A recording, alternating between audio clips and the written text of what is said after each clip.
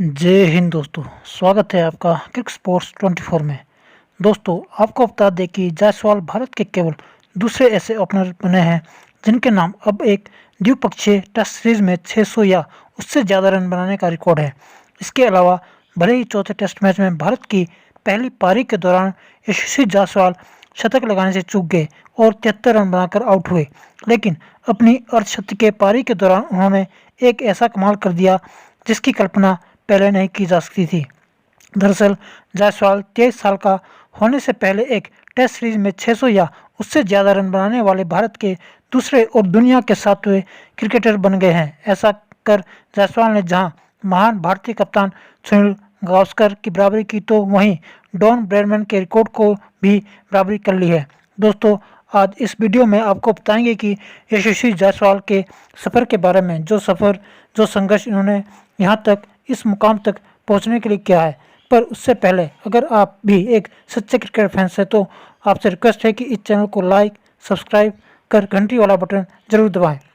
यशस्वी Jaiswal 2020 under-19 cricket विश्व cup में ये नाम सबसे ज़्यादा चर्चा में था। इन्होंने 6 मैच में 400 रन बनाए और 2020 अंडर-19 विश्व कप में हाईएस्ट रन गेटर थे। ज़्यादातर लोग यशस्वी को अपने अचीवमेंट की वजह से जानते हैं, लेकिन इंडियन क्रिकेटर टीम के इस राइजिंग स्टार की स्ट्रगल के बारे में बहुत ही कम लोग जानते हैं।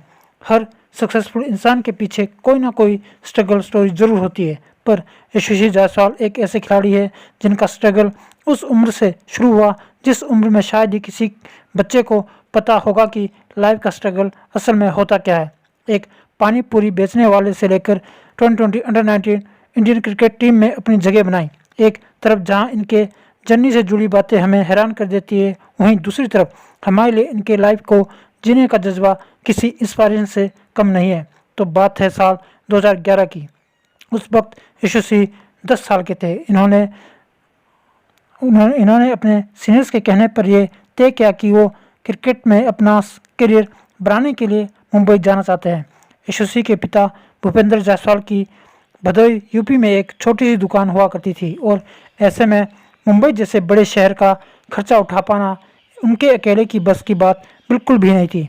इसलिए उन्होंने यशस्वी को मुंबई में अपने भाई के घर ठहराने का फैसला किया। पर मुंबई पहुंचकर भूपेंद्र जी को यह पता चला कि उनके भाई भी जैसे तैसे अपना गुजारा कर रहे हैं और उनके पास रहने के लिए इतना भी जगह नहीं थी कि वो यशस्वी को अपने साथ रख सके। हालात चाहे जो भी हो, पर यशस्वी उनके भतीजे थे, तो इसलिए उन्होंने एक उपाय लगाया। उन्होंने यशस्वी से कहा कि वो एक डेयरी वाले को जानते हैं और अगर यशस्वी को ठीक लगे तो वो उस दुकान पे काम करने के साथ साथ वहाँ रह भी सकता है। कुछ लोगों के लिए क्रिकेट एक पैशन होता है, लेकिन यशस्वी जायसवाल जैसे लोगों के लिए क्रिकेट एक सर्वाइवल है। इसलिए बिना सोचे समझे यशस्वी ने डेयरी पर रहने के लिए हाँ बोल दिया। वो रोज़ सुबह जल्दी उठकर क्रिकेट ट्रेनिंग के लिए आज़ाद मैदान जाया करते थे और बाकी समय डेयरी पर काम किया करते थे। यशस्वी साफ सफाई से लेकर चाय बनाना, पानी गर्म करना और लगभग हर छोटा मोटा काम डेयरी पर किया करते थे और रात हो जाने पर दुकान के पास ही सो जाते थे। जिस तरह वक्त यशस्वी इतना सब कर रहे थे, उस वक्त उनकी उम्र सिर्फ 11 साल ही थी। वक्त निकलता गया, फिर एक समय ऐसा आया कि वो अपना पूरा ध्यान सिर्फ क्रिकेट में देने लगे, जिसके कारण यशस्वी डेयरी पर ज़्यादा समय नहीं दे पा रहे थे। और ऐसे में एक दिन डेयरी के मालिक ने उनका सामान उठाया और उन्हें वहां से निकाल दिया। एक पल के लिए यशस्वी को समझ भी नहीं आया कि वो क्या करे। हैरानी की बात है कि उन्होंने इतनी बड़ी बात अपने घर वालों तक को भी नहीं बताया और ना ही मुंबई में रह रहे अपने चाचा को। उन्होंने अपना सामान उठाया और सीधे आज़ाद मैदान चले गए।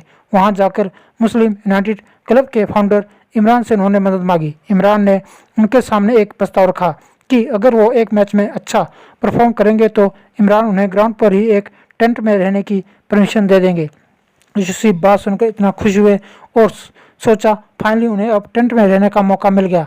इतना ही नहीं, वो इस बात से भी खुश थे कि ग्राउंड पर ही रहने के कारण अब वो सुबह उठते ही अपनी प्रैक्टिस शुरू कर सकते हैं। यकीन मानिए, एक 11 साल के बच्चे को भी टेंट में रहने की इतनी खुशी हो सकती है, वरना ज़्यादातर लोग ऐसे वक्त में अपनी उम्मीद ही खो बैठते हैं। करीबन 3 साल यशस्वी ने ऐसे ही टेंट में रहकर गुजारे। हम आपको बताना चाहते हैं कि टेंट में ना तो कोई बिजली थी और ना ही कोई टॉयलेट था। लगभग आधा किलोमीटर दूर एक वॉशरूम था जो देर रात बंद हो जाया करता था। यशस्वी का कहना है कि उन्हें सबसे ज़्यादा तकलीफ बारिश के दिनों में होती थी, क्योंकि मैदान में पानी भर जाने के कारण उन्हें बार बार टेंट की जगह बदलनी पड़ती थी। उनकी ज़िंदगी में एक ऐसा समय भी आया जब वो ये सोचा करते थे कि प्रैक्टिस के बाद वो खाना क्या खाएंगे। इसलिए पैसों की कमी की वजह से वो रोज़ 8 से 9 बजे पानी पूरी बेचा करते थे। पानी पूरी बेचने के साथ साथ वो क्रिकेट ट्रेनिंग के बाद कभी बीच में स्कोरिंग तो कभी एम्पायरिंग और कभी कभी सिर्फ बॉल ढूंढ के लाया करते थे, और इस तरह उन्हें कुछ और पैसे मिल जाया करते थे। उन दिनों यशस्वी यही कोशिश करते थे कि वो ज़्यादा से ज़्यादा कॉर्पोरेट मैचेस खेले, क्योंकि कॉर्पोरेट मैचेस में अच्छे परफॉर्म करने या मैन ऑफ द मैच बन जाने पर उन्हें उस दिन का खाना फ्री में मिल जाता था और साथ में कुछ पैसे भी मिल जाते थे। देखा जाए तो उनके पास ऐसा करने के अलावा उस वक्त कोई और ऑप्शंस भी नहीं था, क्योंकि घर से भेजे गए पैसे मुंबई शहर में गुजारा करने के लिए काफ़ी नहीं हुआ करते थे। पर इस बात की यशस्वी ने किसी से भी शिकायत नहीं की, क्योंकि उनके लिए क्रिकेट खेलने का सपना सबसे ज़्यादा महत्वपूर्ण था। रात में उनके टेंट से बांध खड़े स्टेडियम की लाइटें दिखा करती थी और उसे देखकर यशस्वी खुद से कहते थे कि एक दिन मैं यहाँ जरूर खेलूँगा। परिस्थितियाँ चाहे जैसी भी हो, यशस्वी ने अपना विल पावर कभी नहीं कम होने दिया। इनकी अब तक की कहानी सुनकर हम सभी ने कुछ ना कुछ जरूर सीखा होगा, पर आगे उनकी ज़िंदगी में जो हुआ वो हमें और ज़्यादा भावुक कर देता है। यशस्वी के ज़िंदगी में ऐसे भी दिन आए कि उन्हें किसी और के बैट से खेलना पड़ा, क्योंकि उस वक्त जितने भी पैसे उनके पास हुआ करते थे उससे उन्हें 2 वक्त की रोटी मिल जाया करती थी। मुंबई में उनका स्ट्रगल सिर्फ फाइनेंशियल ही नहीं था, ये 3 साल उनके लिए इमोशनली काफ़ी चैलेंजिंग थे। उन्हें टेंट में रहने के लिए तो परमिशन तो मिल गई थी, पर उन्हें वहाँ अकेले रहना काफ़ी चैलेंजिंग रहा। यशस्वी खाना बनाने से लेकर कपड़े तक खुद धोया करते थे। उन्हें बच्चा समझकर ग्राउंड का माली और बाकी स्टाफ बार बार एक्सप्लॉइट किया करते थे। वो लोग हर वक्त यशस्वी को धमकाया करते थे और कई बार तो उन पर हाथ भी उठा दिया करते थे। इसी कारण यशस्वी को उन सब के लिए भी खाना बनाना पड़ता था, क्योंकि अगर वो ऐसा नहीं करते थे तो उन्हें खाना नहीं मिलता था। गर्मियों में उन्हें टेंट के बाहर सोना पड़ता था और बाहर सोने की वजह से उन्हें डायरेक्ट एलर्जी भी हुई, जिसकी वजह से उनके चेहरे पर और अदर बॉडी पार्ट्स पे स्वेलिंग भी होती थी।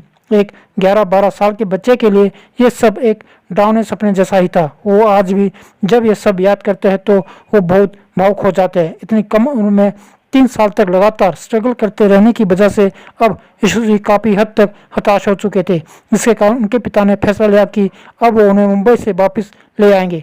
लेकिन यशस्वी क्रिकेट छोड़कर वापस नहीं जाना चाहते थे। उनकी ये भी पता नहीं था कि वो आगे आखिर क्या करेंगे।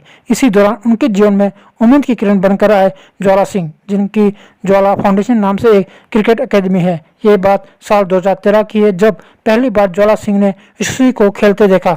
एक 12 साल के बच्चे को इतना उम्दा खेलता देख वो खुद को रोक नहीं पाए और पूछ बैठे कि वो कौन है और कहाँ रहता है। और जब उन्हें पता चला कि वो वहीं ग्राउंड पर एक टेंट में रहता है, तब उनका दिल भर आया। उन्हें उस वक्त खुद का समय याद आ गया कि किस तरह से वो गोरखपुर से अकेले मुंबई आए और ज़िंदगी में सही गाइडेंस नहीं मिलने की वजह से ना जाने कैसे कैसे दिन देखे।